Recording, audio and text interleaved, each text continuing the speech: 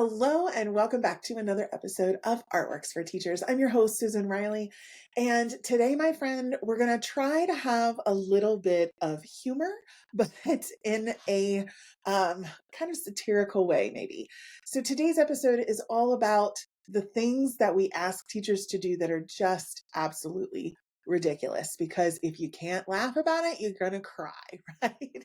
If you have ever been if you have ever paid $5 to wear jeans on a day, or voluntold to work unpaid hours, or sold candy bars so that you can have pencils in your classroom, this episode is going to be for you. I have a lot of notes, a lot of stories to share, and I think that as educators, we can all relate to this, but it's not all fun and games. We're also going to talk about things that we can do to overcome these unrealistic uh, expectations, if you will, or at the very least, silly requirements that are put in place for our teachers when they really should be focused on things that are much more important. So we're going to dig into that as well. So sit back and get ready for a fun and practical episode. All right. Now, just a warning, I do have lots and lots of notes because I wanted to get real teacher stories about each of the things we're going to talk about, things that are actually happening. Because if you have any doubt that, something like this is occurring in schools, I wanted to kind of share with you, no, this was a real story. This really happened. So I pulled some anecdotes from all across the web, Education Week, Edutopia, lots of teacher groups, things that have been published as real stories that teachers have had happen to them in each of these areas. And we're going to touch on 5 of them. So the first one, let's talk about it, is the jeans pass economy. So whether or not you are a fan of wearing jeans to work, and I know that's a big controversy in education. Those of you who are not in education and tuning in because, you're curious about this, let me tell you, there is a true controversy about whether or not teachers should be allowed to wear jeans to work. I really think that there are other things for us to worry about, but I can also honestly see both sides. Some educators feel very strongly that jeans should not be worn other than on Fridays, because children need to see us as professionals. Adults need to see us as professionals, and as a professional work environment, we should be dressing as such. Other educators feel that it's a very hands-on job, and as such, you should be dressed appropriately for a hands-on job, which may include jeans, especially if you're an arts educator and you're going to be using paint everywhere, or up and down in the music classroom with instruments everywhere. I understand both sides of that. This is not about whether or not to wear jeans. This is about charging teachers to wear jeans, which is happening all over the place, right? I certainly experienced this as a teacher years ago. I experienced it in central office. Some schools use it as a fundraiser for things, that if you pay $5, you're able to wear jeans for a certain period of time. Maybe it's a day, maybe it's a week, whatever. Here's a real life story that happened to a teacher, and I think it demonstrates why this might be a problem. So there was a teacher in Texas who shared that they were asked to pay $5 to wear jeans, only to find out that the money was being used to purchase printer paper for the school because the school had run out of it. So we are asking our teachers to take their hard-earned cash and pay for the honor of wearing jeans only to pay for printer paper, right? That's kind of crazy. So here's my satirical take on this. Maybe we should institute a $10 silent lunch pass so that we teachers can eat in peace while monitoring 150 students that are hyped up on fruit snacks. Maybe, right? In all seriousness, though, there are some other things that we really need to be focused on and maybe should be happening instead of paying for that jeans pass, right? Maybe schools should have a budget for basic supplies instead of relying on gimmicks like this. So let's be real about it, what it's actually going to cost us to have basic school supplies that last the whole year. Right? We're not raising money in January to have enough Kleenexes for our students during the winter months, right? Let's look at what actual supplies cost and list that as a line item, and be real about the costs of basic school supplies. That might be number one. And instead of charging teachers, right, create a teacher appreciation fund, maybe that the PTA can pull together, or community donations, those kinds of things. So we might want to think about going to our community partners, going to our PTA and sharing, like we don't have enough to meet the basic school supply need. And so having a fund to support those things would be super helpful. Now, that's possible in some areas. In other areas, PTAs are very limited, or community donations are very limited. And this is where we got to get creative, right? This is where we have to look beyond our borders and take a look at how can I develop relationships with outside organizations to support the things that we actually need in the school. And that might be through grants, that might be through partnerships with other organizations that would be willing to provide those supplies in exchange. Who knows? There's a lot of things. Again, you can get creative. We do have a funding guide, support guide that is very helpful and lists a lot of grants that you might not have even thought of, as well as exactly what to say when you're asking for those grants. So if you need that, that's over at artsintegration.com/funding. We will put that in today's episode. But let's just get rid of the idea of teachers paying for that privilege of wearing jeans and buy the things that we need, or at least have it listed so that we can go out and seek funding in other creative ways. The last idea that you could use, that is, instead of teachers paying for the underwear jeans, how about we let students run fundraisers for anything else that they might require? The students can get involved in this as well. Now, I'm not saying put this on our students, especially in some of our communities. This is not possible. It's a balance, right? So you have to know your own community. You have to know your own students. In some places, I would not recommend this because it's not fair to the students either, right? But in other places, especially if you're working in a private school, or if you're in another kind of affluent situation where your students would benefit greatly from going out and fundraising for their school and seeing how we can work together, that could be a great idea, right? Again, tossing out some possible solutions. I'm not saying one is greater than another. Just the idea of teachers paying for the honor of wearing jeans, maybe not the best idea that we've ever had. Okay. So moving on, the fundraising fiasco. That's what I'm calling this one. So here's another great teacher story. So a Florida teacher recalls how they had to sell cookie dough so that their science department could afford lab equipment, while the football team got brand new uniforms and a stadium upgrade. Um, oh, my friends, right? This is such inequality, and while the football stadium may have needed an upgrade, and they may have also needed new uniforms, um, prioritizing one program over another pits people against each other and doesn't serve us well as educators. So, who knows? Coming soon, teachers may be selling scented candles to buy whiteboard markers while the superintendent gets a new leather couch in his office, right? How ridiculous does that sound, right? The same kind of thing is happening in situations like this.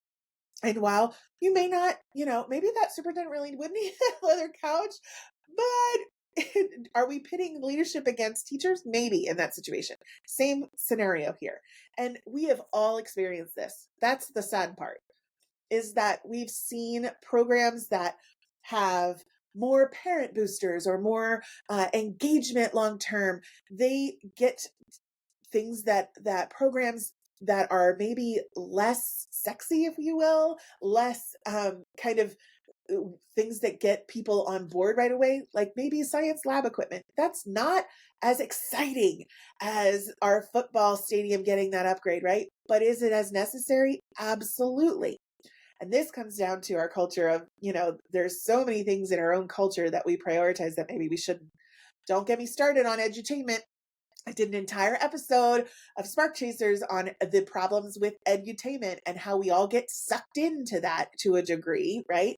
But the whole problem with all of that, again, same kind of idea here, is pitting teachers against each other, and also falling into this trap of what's exciting and investing in that versus what's needed. So what do we need to think about instead? Well, first, let's talk about the idea that collaboration works, right? So maybe this is a great opportunity for an arts integration project, right? Where you're pairing the science lesson that needs that lab equipment with an arts project that the two of you work together and raise funds together. And one might benefit the other and work as a symbiotic relationship. This is a great way to get people engaged and excited about things that otherwise they might not be. So kind of playing into that psychological role a little bit. You have to understand human behavior, and you don't want to fight natural human behavior and just push against it and say, that's not fair, that's not fair. You got to have solutions, right? So this might be a creative way to pull those two areas together. But what's most important is that we are working together to get that done, right? Another idea here is maybe we just allocate district funds equitably so that no teacher is forced to fundraise for an essential classroom tool, right? So getting real with those district budgets and understanding really where our priorities are and why. Now, if your priority, and I hear some of you teachers who like your school has spent millions on a stadium upgrade going, yeah, it's clear where our school's priorities are. If that's the case, then we really need to start questioning why. And I don't know that we're ever going to change those priorities for a district. So that may be a scenario where you're like, that's not a good fit for me. It doesn't align with my core values, so I'm going to move on, right? Not saying that that's always the case, but also questioning our priorities and questioning what school is actually for is really important here. Dave Stewart Jr. just did an entire episode on the student motivation apocalypse on his YouTube channel. I loved it because the very first question he asks is, what is school for? Is it to develop football stars that go all the way to the NFL? Probably not, right? So if school is to help our students thrive in the 21st century, what does that look like? Does that look like a football program? Sure. Does it look like an arts program? Yeah. Does it look like being able to know and use science, math, English, language arts, social studies, all of the content that we're learning in real and applicable ways? Yes. So therefore, our funds need to be allocated appropriately, right? The soapbox off. Some districts are now allowing teachers, I want to get this right because I have a note for this. Some districts are now allowing teachers to apply for mini grants within their school budget to avoid the need for fundraising. And this is a great way that if you're going to, if you have some additional funding happen in your district, or if your district wants to see what are the priorities that are needed for our schools and why, this is a great opportunity to do that. Again, so long as it's equitable, right? That's the key here, is to make sure that things are equitable. Okay, number 3, ready? The infinite duty list. So here's another teacher story that illustrates what this segment is all about. A teacher in Illinois was assigned morning bus duty, cafeteria duty, afternoon hallway monitoring, plus coaching and after school club, all unpaid. And meanwhile, their planning period was cut to cover another class. My question is, are you an art teacher, a music teacher, or a PE teacher? Because that, my friends, is what happens to the arts educators in our schools. They oftentimes get loaded with multiple duties like this. Not always, sometimes it's classroom teachers, but if I were a betting lady, my bet would be that this teacher was one of those 3, because I've certainly fallen into that category myself. There were years that I was doing all of those duties, plus running multiple after school ensembles. And of course, unpaid, right? And yeah, my planning periods were cut in order to cover another class. So, don't be surprised if next year's teachers are asking how to mow, if they're being asked to mow the football field and ref the Friday night game at the same time, right? Little satire for us, but to be real for a minute, what do we need to be doing instead, right? What are some actual solutions to this? Well, first, we can take a look at hiring essential additional support staff for non-teaching duties. Now, I know, kicking and screaming, Like, we don't have the budget as it is. We can't afford hiring additional staff. Maybe we need to start taking a look at volunteers then. And if we can't afford additional staff, we take a look at asking parent volunteers, from the community to come and, monitor cafeteria duty or help us during bus duty, or, be a part of an extracurricular activity and have them be a part of our school community. Lots of creative solutions to that, not just hiring extra staff, but bringing in additional support in a lot of different ways. And again, building those relationships outside our school walls is what's going to help us do that.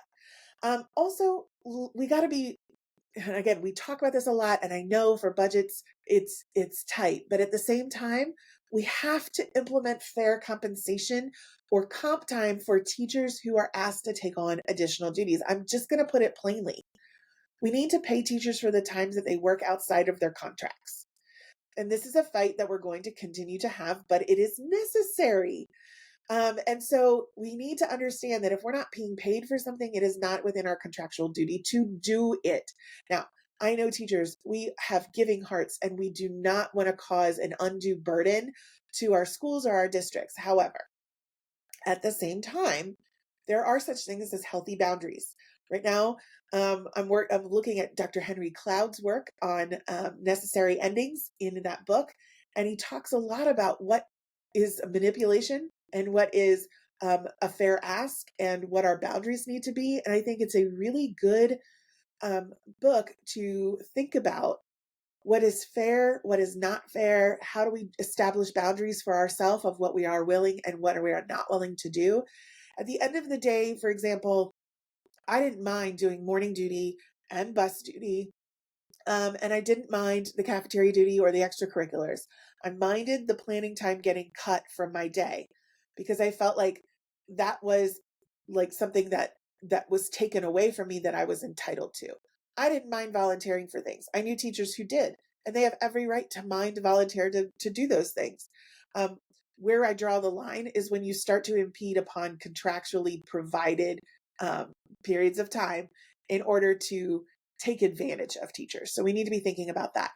And here's an admin solution that I hope that leaders think about. Some schools are rotating duty assignments. So instead of overloading specific staff like related arts teams or support staff that you already have on your roster, if you can supplement that or rotate that so that everybody gets the experience of doing morning car duty, because that would be great. And everybody gets the experience of cafeteria duty, right? So that everybody gets a stake in this. Sometimes we all do need to pitch in, and I understand that, but it's unfair to put it just on one group of teachers. Again, these are not great solutions because I don't think there are great solutions to problems that are kind of ridiculous, right? But at the same time, they're just ideas that we're spitballing here. And I'm totally open to other innovative ideas of ways that schools have worked their way around this, right? So if you have those, call in, like, let us know, because I would love to know how some of your schools are dealing with some of these ridiculous situations. All right, ridiculous situation number 4 is the just one more thing syndrome, right? So here's an illustration of what that means. A teacher in California was asked to write detailed daily lesson plans in 3 formats, as well as document every student's behavior in a tracking system and call all their parents weekly, all on top of their normal workload, right? Maybe we need to rethink that. Maybe we need to be looking at what our expectations are and making some adjustments, right? Because the next thing you know, we're going to be asking teachers to, also install the school's all new Wi-Fi router during their lunch break. Because, right? Again, a silly example, but is it really compared to what that teacher just shared were her expectations?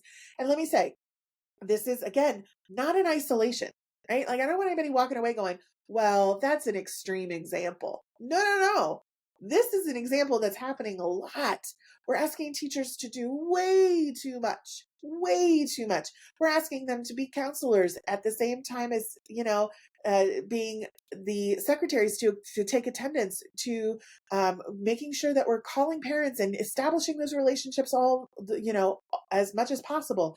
And we're also asking teachers to write lesson pages that are 5 pages long, maybe more, for every single subject that they're asked to do. And on top of that, then teach and do those. Don't forget the duties that we just talked about, right? These are way, way, way too many expectations to put on any single person. And we're asking them to do it a lot, right? So, what do we need to be thinking about instead? First of all, trust our teachers as the professionals that they are, treat them as professionals. That level of detail of plan of those lesson plans should be optional, but not mandatory. Now, let me say, I think writing a good full lesson plan is a good idea every once in a while. First, to keep up our skills at it. Second, so that we can look for gaps and holes in our thinking as we're going through a lesson plan. Third, it stretches us to a degree, right? Like in our arts integration certification programs, we do ask for very detailed lesson plans. And it's not that we're asking teachers to do that every single time. We ask them to create 2 or 3 of them for their portfolio that A, showcase what a lesson would look like so somebody who's not in their classroom could visualize it. B, also give the experience of writing those detailed lesson plans so you can look at vertical alignment and consider standards alignment for a very specific purpose, right? And 3, because we do want to stretch them to think, okay, what might be some holes in my thinking here that I need to fill in? However, we are not asking them to create these lesson plans every single time they use an arts integration lesson. That is unrealistic, right? And we would never advocate for that. We're doing it for a very specific purpose, for a very specific class. But what I don't want people to hear is that you take that and that is extrapolated into every single lesson plan needs to look like that. That is just totally unrealistic on the time expectations we have of our teachers.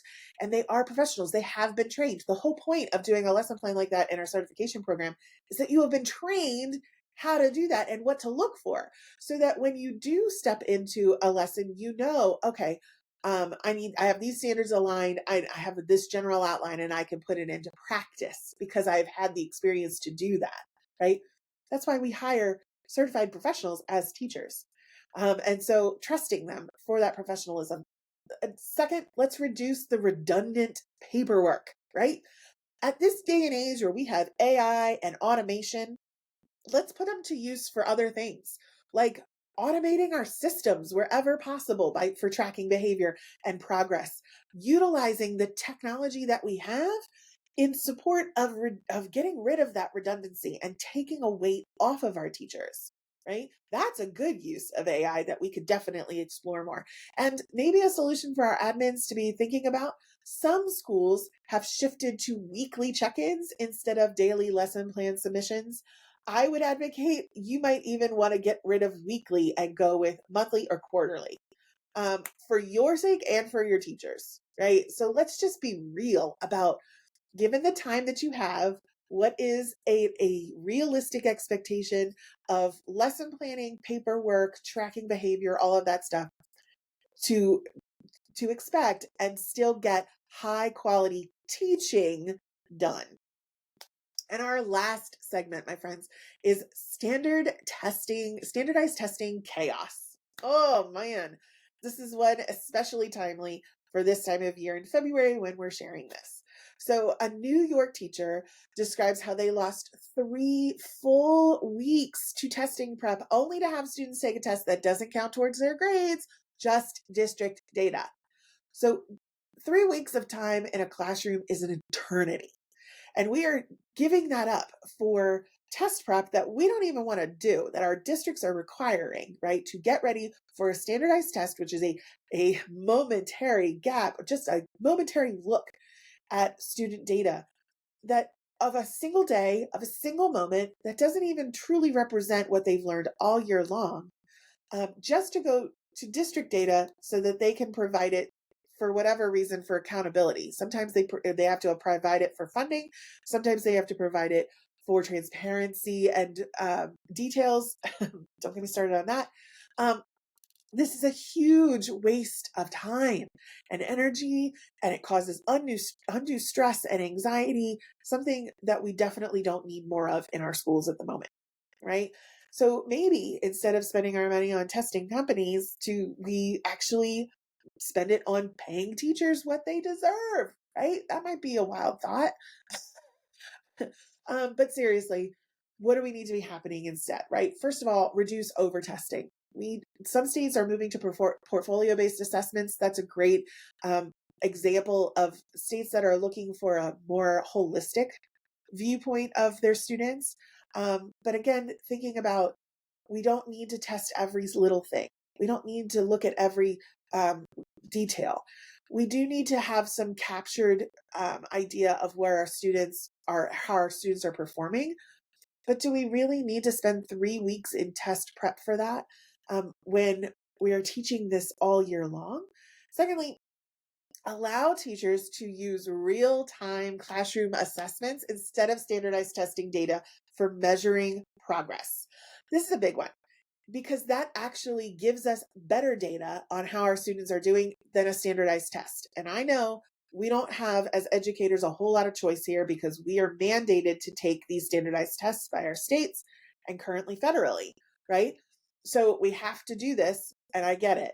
At the same time, we do have a choice in what we put as our priority in terms of um, what we think about these tests. If we can reframe that these tests are a single snapshot of a single day, and that we as a school or as a district are going to place much more emphasis on real-time formative assessments that are showcasing our students' learning progress over time, that is a game changer, because then we are training ourselves, our community, our parents to be thinking about, okay, long term, what's the progress for my child or for our students, right? Not just looking at that snapshot. Some teacher unions are pushing for legislation to reduce excessive testing. I think that's a great idea. I think let's get active in this idea around standardized testing and push back a bit here, and advocate for a different solution. You can't get rid of testing completely, but if you have a different solution that makes sense, like formative assessments that happen over time, that show progress, portfolio-based assessments that some states are using, if we have an alternative to that standardized testing that we can replace it with, I think that gives us a better leg to stand on in some of those ideas. Now, as we conclude the episode, I want us to think about maybe some big picture solutions or ideas on ways to fix some of these ridiculous things that we're asking teachers to do. First, let's talk about transparency, particularly administrative transparency. Like, budget meetings should be open to teachers so that we can all see where the money is going. We're adults. Let's all be a part of the solution together. Let's see where we're putting this money and why, so that we all understand together. Just showcasing a budget and saying, here's the budget for approval, and then having meetings left, right, and center to justify everything that you put in it without being a part of the process for putting it in the first place is really difficult. So teachers need to be a part of it, and we need to be transparent with that at the development stage. Second, let's push for some legislative changes. And I know some teachers get really excited about this advocacy, and some teachers are like, I don't want anything to do with politics. I don't want anything to do with legislature. But here's the thing. We are all a part of this society together. We need to be active participants in it. And so whatever level you want to participate, at least participate so that you know who on your school board is supporting and prioritizing funding for your classrooms and for teacher pay and for reducing unnecessary paperwork, right? Start at your school board level and then move up from there. Go to legislators, see what's passing in your state in funding bills. You know, I live in the state of Maryland, and we currently have a bill that passed years ago called the Blueprint for Maryland Schools, which required schools to increase their funding for a variety of things significantly. And schools knew this was coming. If you're a part of the school, you knew it. but community members didn't. And so now many counties here in Maryland are increasing um, taxes on their residents to pay for the things that they're now required to pay for. And residents are really upset. And they didn't know that this was going on. If we had engaged them from the start, if they knew this at the beginning as part of the bill process, I wonder, I sometimes think about like, how would that have changed things? Would community members have been supportive of this if we had been more transparent about why we need it, what the process is, and could we have worked together to maybe consider different solutions to how this was rolled out and implemented and how we were going to pay for it? And that brings me to my last one, which is community involvement, right? Parents and local businesses can help offset school budget gaps through sponsorships and donations, yes, but also through time and through hands-on participation. And so we got to get more creative in terms of not just asking for money, but also looking for, hands-on resources, things, donations that they can provide that maybe, they're not using a specific office equipment anymore that we could, and in the schools for a variety of reasons, in a makerspace, or for a podcasting lesson for a student if they had some extra microphones they're no longer using, things like that. There's lots of creative ways to do this. We just have to reach out beyond our borders. So I hope that this podcast episode was at least a little funny, a little humorous for you, but also inspires you to think about, what are some ridiculous teacher stories that you have? I'd love to hear them. So let us know. Write in to the service desk over at service@artsintegration.com. Let us know what your ridiculous teacher story is. Let us know over social media. We're on all the social channels at artsint.edu. I want to hear them, and we'll feature some of the best ones on another follow-up episode to this one. And even if you don't want to write in or share, I totally understand that. If you found this episode relatable, share it with your favorite exhausted teacher so that you can both kind of get involved together. Teachers really do it all, but should they? Should they have to? Let's rethink how we can support the people who are shaping our future. For our whole team here at the Institute for Arts Integration and STEAM, thank you again for tuning into this episode. Please follow our podcast on social media, give it a rating, and send us your stories so that we can feature you on an upcoming episode. For now, that's it for me today. Thank you so much for joining me, and I'll see you next time on another episode of Artworks for Teachers.